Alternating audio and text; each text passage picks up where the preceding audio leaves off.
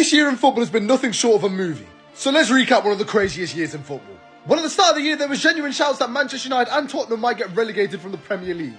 In February, Dan Burns scored against Liverpool at Wembley to win Newcastle their first trophy for 70 years. Speaking of trophy droughts getting ended, the 114-year trophy drought of the Go-Ahead Eagles ended as they won the Dutch Cup. Staying in the Netherlands, PSV looked like they were going to get disappointed in the league as Ajax were going to win it. Their game had finished, they were watching the Ajax game on their phones. That's when Ajax conceded, and the limbs at the PSV stadium for a game that wasn't even happening at that stadium were some of the best limbs I've ever seen, as PSV won the league. In Italy, Bologna won the Cup, their first trophy for 51 years, and staying in Italy, Napoli and McTominay won Serie A. And not only that, Scott McTominay was the MVP of the league. Because why not in 2025?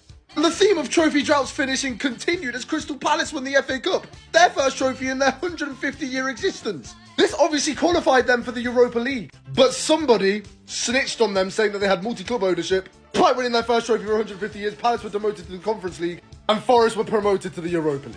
One of the best games in football history happened as Manchester United scored 2 last-minute goals to beat Lyon 5-4 to make the Europa League final, a final that they were playing against Spurs in, and still managed to lose, giving us quite possibly the funniest image of all time as Spurs finished 17th but qualified for the Champions League. Speaking of the Champions League, we saw quite possibly the best performance across 2 legs ever as Lamine Yamal tore Inter Milan to shreds, yet still managed to lose as Inter made the final against PSG. And in their first season without Messi, Neymar or Mbappe on their team, PSG won the Champions League. Speaking of Neymar, he went back to his boyhood club Santos in a move that shocked everyone.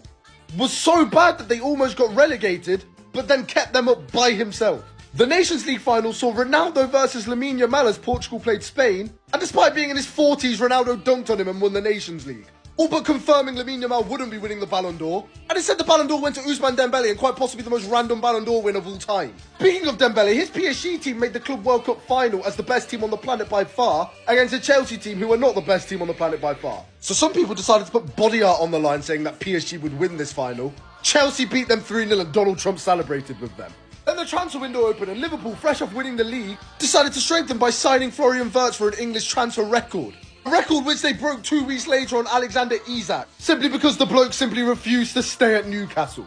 Tottenham activated Morgan Gibbs-White's release clause, getting the here we go from Fabrizio, just for a really normal interview between someone and Morgan Gibbs-White to take place and Morgan Gibbs-White to stay at Forest.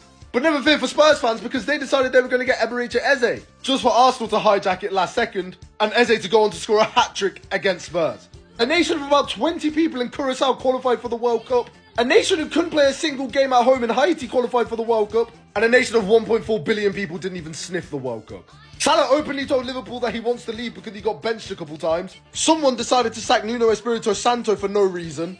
That someone then hired Ange Postecoglou. That someone then sacked Ange Postecoglou during a game about 5 minutes later, and Forest somehow ended the year with Sean Dyche in charge. Aston Villa were the last team in the top 7 divisions of England who still hadn't scored a goal this season. Despite that, they end the year in a title race with the longest win streak of the year with 11, beating the previous record of the longest win streak this year that was held by Wolves, a team that end the year with less points than a triangle. Speaking of being awful, Fiorentina took 16 games to win their first Serie A match, and this guy hasn't had a single haircut throughout the entire year.